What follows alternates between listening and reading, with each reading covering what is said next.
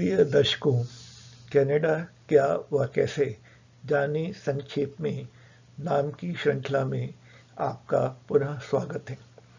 अब तक जिन शहरों के बारे में आप जान चुके हैं उनके नाम हैं Vancouver, Victoria, Calgary, Edmonton, Regina, Saskatoon, Winnipeg, Ottawa, Toronto, Montreal, Quebec City, Fredericton, Charlottetown और हैलिफैक्स। आज की कड़ी में आप कनाडा के एक अन्य प्रमुख नगर सेंट जॉन्स के बारे में जानकारी पाएंगे, जो न्यूफाउंडलैंड व लैब्राडोर प्रांत की राजधानी भी है। दर्शकों, अब जैसा कि आप यहाँ दिए गए नक्शों में देख रहे हैं, न्यूफाउंडलैंड व लैब्राडोर प्रांत कनाडा के पूर्वी छोर पर अटलांटिक महासागर के पास स्थित है। इस प्रदेश के मुख्य आवासीय क्षेत्र इस प्रकार हैं और उनकी जनसंख्या भी साथ में दी गई है वर्ष 2016 की जनगणना के अनुसार। इन क्षेत्रों के नाम हैं Saint John's, Mount Pearl, Corner Brook, Grand Falls, Windsor, Gander, Happy Valley, Grove Bay और लैब्राडोर शहर। आबादी के लिहाज से सेंट जॉन्स प्रदेश का सबसे बड़ा नगर है और इसके निवासियों की कुल संख्या है 1,08,860। लैब्राडोर शहर में सबसे कम लोग रहते हैं, केवल 7,220। दर्शकों, न्यूफाउंडलैंड व लैब्राडोर प्रांत बना है न्यूफाउंडलैंड नामक समुद्री द्वीप से और उत्तर पूर्वी भाग में स्थित लैब्राडोर के नाम से मौजूद भूभाग से। कनाडा के प्रदेशीय स्तर के 10 क्षेत्रों में से ये सबसे नया बना हुआ प्रांत है। वर्ष 1949 में कनाडाई संगठन में शामिल हुआ था। इसकी अनोखी सभ्यता अंग्रेजी, आयरिश व फ्रेंच मूल के लोगों तथा अपनी खुद की परंपराओं पर आधारित है। देश के कुछ उम्दा कलाकार व अभिनेता इसी प्रांत में रहते हैं। इनके अतिरिक्त ये प्रांत मेजबानी के लिए हमेशा हाजिर रहने वाले निवासियों, प्राकृतिक वातावरण, जोशीली कलाएं व सभ्यता, शानदार सुख सुविधाओं तथा सामुदायिक भावना की उपस्थिति के लिए जाना जाता है।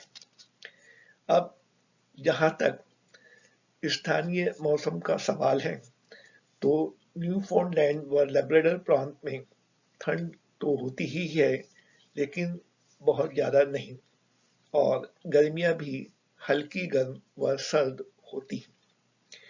यहाँ जुलाई के महीने में औसत तापमान 5 से 10 डिग्री सेंटीग्रेड के बीच में रहता है। उत्तरी लैब्राडोर क्षेत्र में तथा समुद्री द्वीप के दक्षिणी तट पर 15 डिग्री सेंटीग्रेड के आसपास होता है।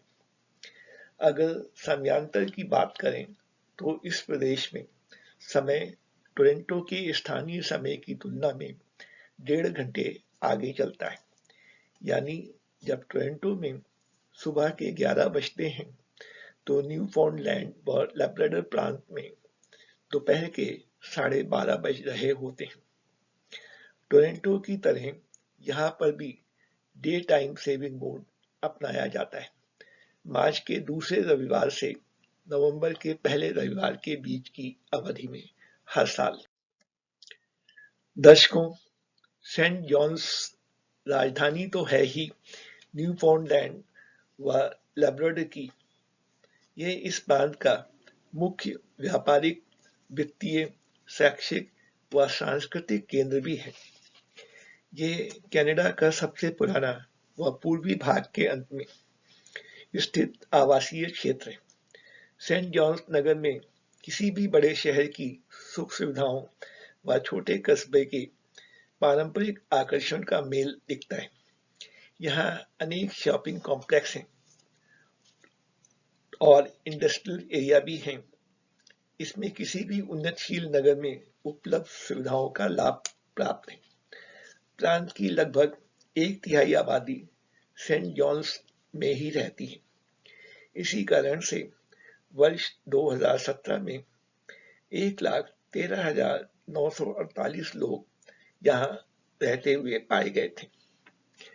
प्रांत के अनेक लेखक लेखिकाएं, संगीतज्ञ, अभिनेता व हास्य कलाकारों ने सर्वाधिक संख्या में सेंट जॉन्स नगर को रहने के लिए अपनी पहली पसंद चुना है।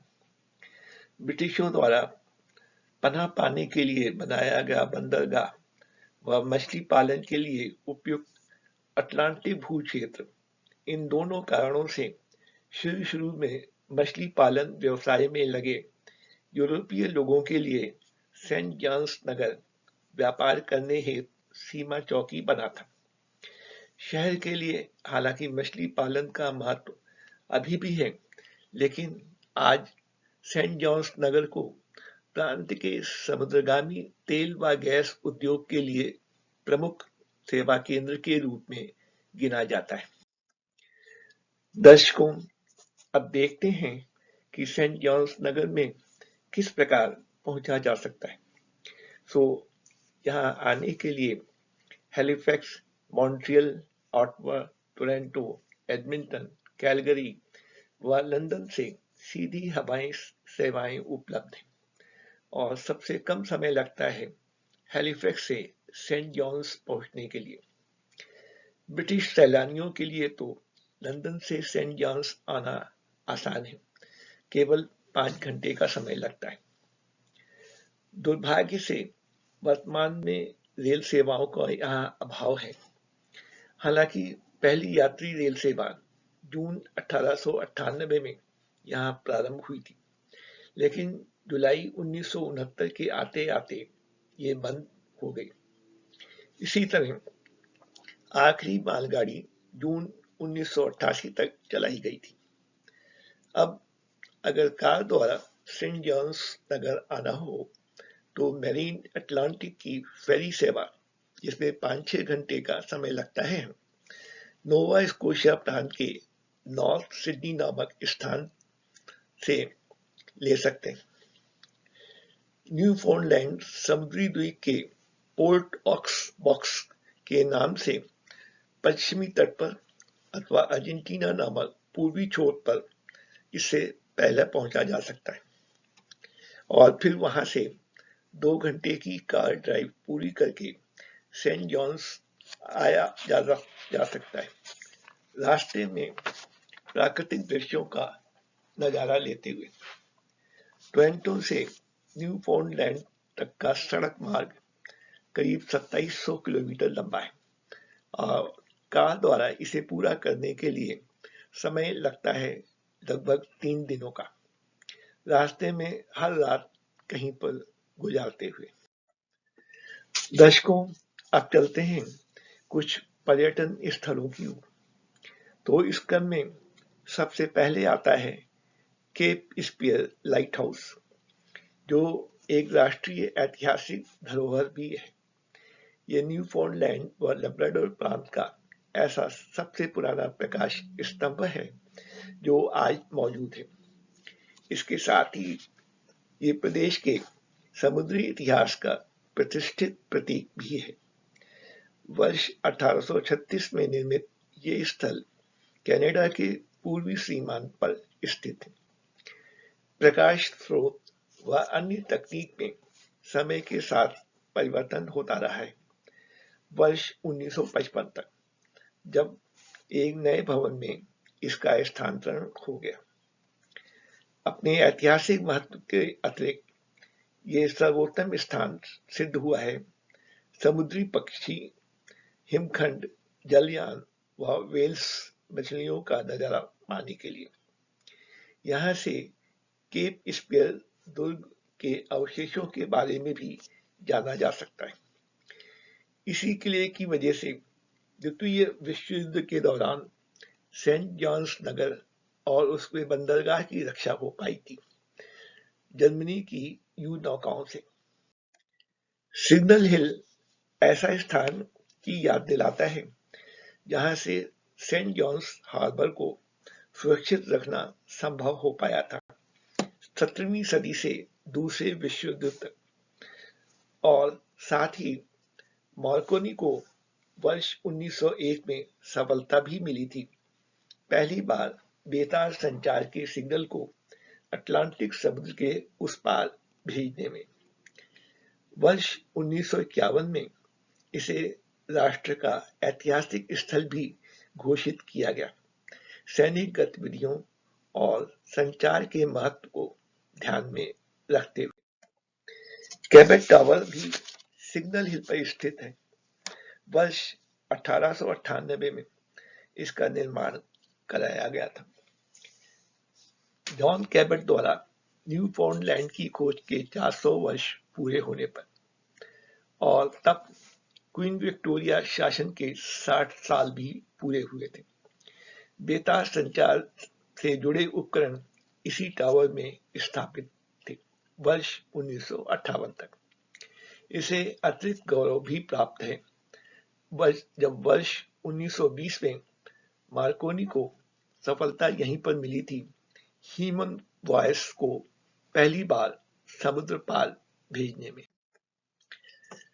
रेलवे कोस्टल म्यूजियम यातायात से जुड़ा एक ऐसा संग्रहालय है जो न्यूफाउंडलैंड की वाटर स्ट्रीट पर स्थित रेलवे टर्मिनल पर स्थापित हुआ था। यहाँ प्रदर्शित मॉडलों द्वारा प्रांत के रेलवे व समुद्र तटीय जल यातायात के इतिहास को दर्शाया गया है। वर्ष 1988 में इसे राष्ट्र का ऐतिहासिक स्थल घोषित किया गया। उस भूमिका के स्मरण स्वरूप जो न्यूफाउंडलैंड रेलवे के द्वारा प्रांत के सामाजिक, आर्थिक और राजनैतिक इतिहास को मिली थी। National War Memorial Saint John's नगर की मेन स्ट्रीट पर स्थित है और इसकी पृष्ठभूमि में है प्रसिद्ध प्राचीन बंदरगाह।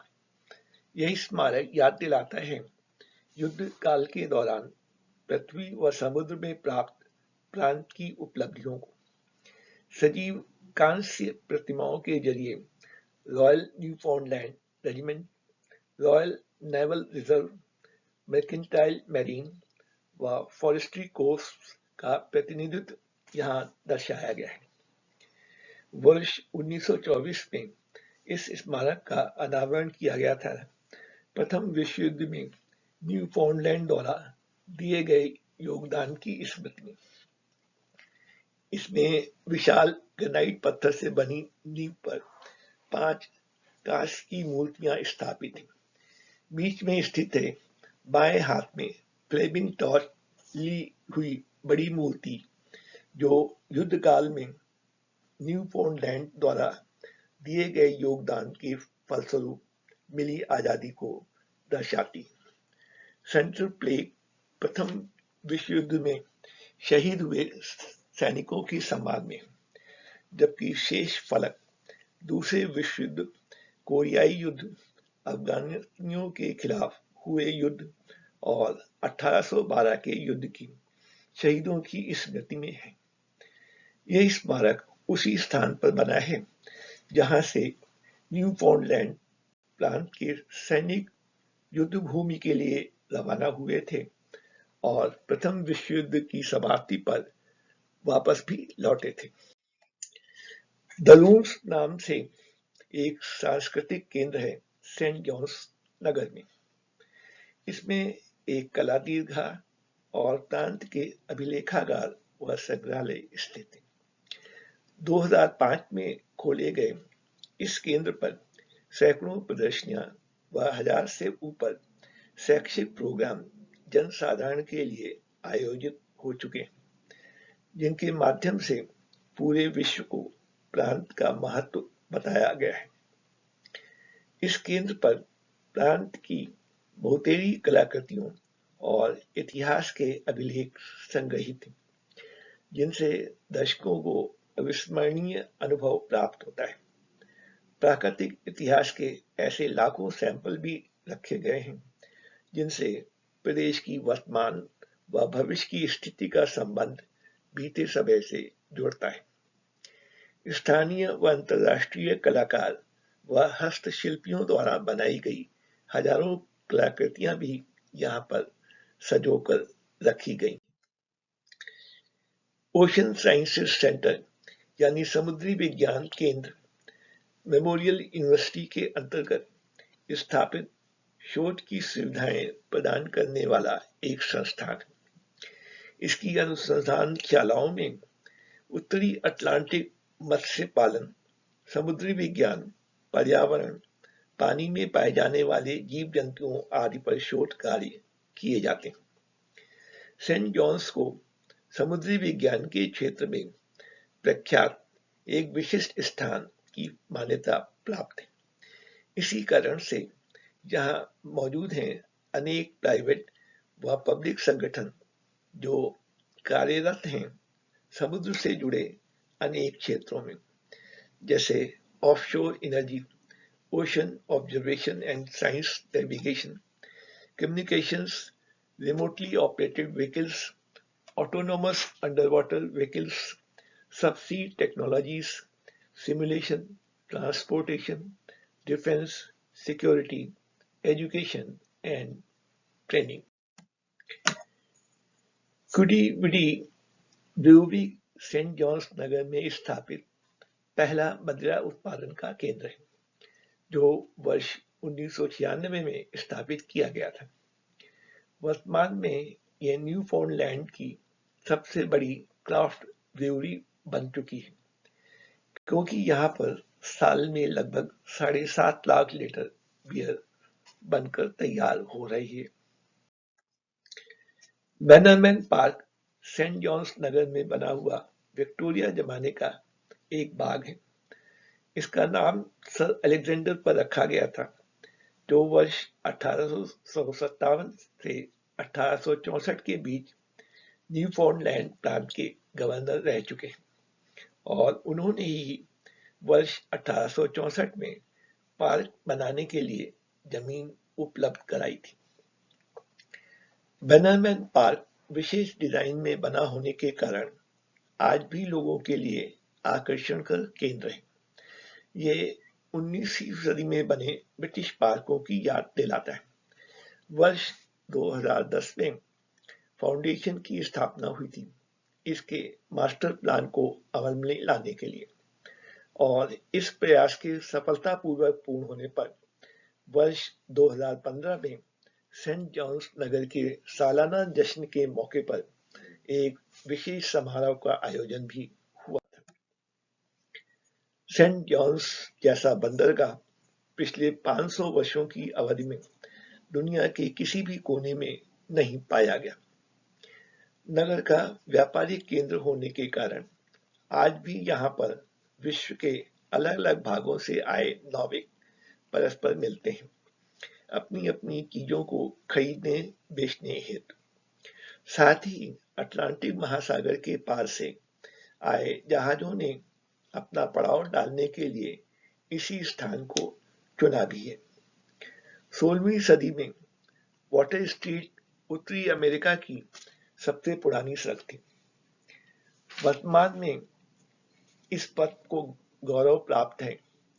अनेक यादगार दुकानों, रेस्टोरेंट, पब और शानदार बुटीक शॉप्स के अलावा दूसरे अन्य व्यापारिक प्रतिष्ठानों की उपस्थिति के कारण आज भी ये मार्ग बहुतेरी वाणिज्य गतिविधियों का केंद्र है। इतनी सारी चहल पहल के होते हुए वाहनों के आवागमन पर अब प्रतिबंध लगा दिया गया है पिछले साल से। सो इस पथ पर अब केवल पैदल ही आया जाया जा सकता है।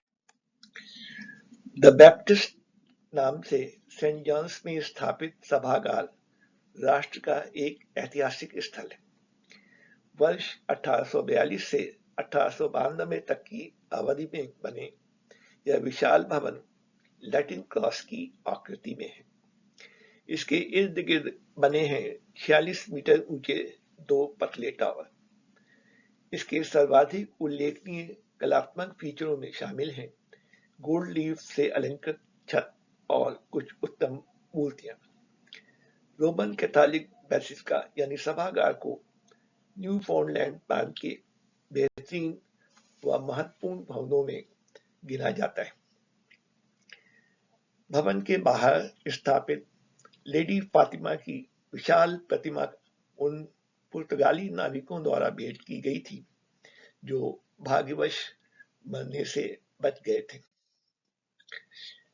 जॉनसन जियो सेंटर सिग्नल हिल पर स्थापित ऐसा केंद्र है जो भूगर्भीय हलचलों को अध्ययन करता है। इसका मिशन है लोगों को पर्याप्त रूप से शिक्षित करना और समय समय पर आवश्यक सूचनाएं देना प्रांत की भूगर्भीय संपदा के बारे में, साथ ही उनमें विज्ञान और इर्द गिर्द की दुनिया के प्रति जिज्ञासा भी जगाना है। वर्ष 2002 में स्थापित इस केंद्र में दर्शक दीर्घाएं हैं जिनका संबंध प्रदेशीय भूगर्भ विज्ञान, तेल एवं गैस की खोज, प्राकृतिक संपदाएं, अंतरिक्ष सर्वेक्षण व टाइटैनिक दुर्घटना से। अन्य आकर्षणों में शामिल हैं 7 साल तक की उम्र के बच्चों को सिखाने की दुनिया, समय समय पर प्रदर्शनियों का आयोजन, एक गिफ्ट शॉप और एक सीजनल कैफे आदि। क्यूटे सेंट जॉन्स के पड़ोस में स्थित एक मनोरम गांव है जो किडीविडी नामक लेक के किनारे बसा हुआ है। इसकी जनसंख्या मात्र 1000 के आसपास है और यहाँ छोटे मोटे काम धंधे वाले लोग रहते हैं। इटालियन और पुर्तगाली कथाओं के अनुसार किडीविडी नाम का आशय है क्या खूबसूरत नजारा है, यानी यहाँ दिखने वाले प्राकृतिक दृश्य वास्तव में काफी मनमोहक है। ये शॉपिंग, उम्दा उपहार और अन्य स्मरणीय वस्तुओं खरीदने के लिए मात्र एक उपयुक्त स्थान ही नहीं बल्कि उन बहुतेरे कलाकारों से मिलने की जगह भी है जो अपनी कला के बारे में आगंतुकों को खुशी खुशी बताते तो हैं ही, उनकी जिज्ञासाओं को शांत भी करते हैं सवालों का जवाब देकर। मुन बोटेनिकल गार्डन सेंट जॉन्स नगर के बाहरी छोर पर स्थित है। यहाँ बच्चों की लुका छुपी और खेलने की अच्छी जगह है। यहाँ घुमावदार रास्तों के किनारे किनारे खूबसूरत व रंग बिरंगे फूलों के पौधे उगाए गए। इनकी मनोरम छटा देखते ही बनती। दर्शकों को मनमोहक नजारे भी दिखते हैं, अजूबे व सदाबहार पौधों के, सब्जियों के बागों के साथ साथ अनेक पेड़ों के बीच में टेढ़े मेढ़े रास्तों से गुजरकर पर्यटकों को दिखते हैं जलाशय व अन्य प्राकृतिक दृश्य। इस पूरे क्षेत्र में 250 से ऊपर विभिन्न लताओं की किस्में, सुंदर पक्षियों की 120 और तितलियों की 26 प्रजातियों के दर्शन होते हैं। पुष्प वाटिकाओं में बहुतेरी किस्म के जंगली फूल व पौधों के अलावा विशेष रूप से उगाए गए सदाबहार व साल में एक बार दिखने वाले पौधों की सजावटी क्यारियों में जड़ी बूटियां भी खिली हुई दिखती। मेमोरियल यूनिवर्सिटी, जिसे संक्षेप में MUN के नाम से भी जाना जाता है, न्यूफाउंडलैंड व लैब्राडोर प्रांत में एक उच्च शिक्षा पाने का शैक्षिक संस्थान और ये उन शहीदों की स्मृति में स्थापित किया गया था जिन्होंने प्रथम विश्व युद्ध व अन्य लड़ाइयों के दौरान बहादुरी से लड़ते हुए अपने प्राण न्यौछावर किए थे अपनी मातृभूमि की रक्षा के लिए। इस विश्वविद्यालय से शिक्षा पा रहे छात्र छात्राएं 115 देशों में आए हुए हैं। वर्तमान में इस यूनिवर्सिटी द्वारा certificate, diploma, under graduate, graduate और पोस्ट ग्रेजुएट स्तर के प्रोग्राम ऑनलाइन व 6 परिसरों में चलाए जा रहे हैं। विगत वर्षों में शिक्षित हो चुके 1 लाख से ऊपर व्यक्ति पूरी दुनिया में आज विद्यमान हो। इसी तथ्य से विश्वविद्यालय की ख्याति व क्षमता स्पष्ट होती है कि किस प्रकार ये संस्था शोध, अध्यापन व लोक सेवा में जुटी हुई है। अंत में दर्शकों, उम्मीद है कि आज आपको काफी कुछ पता चल गया होगा कि कनाडा में सेंट जॉन्स नगर का महत्व क्या है।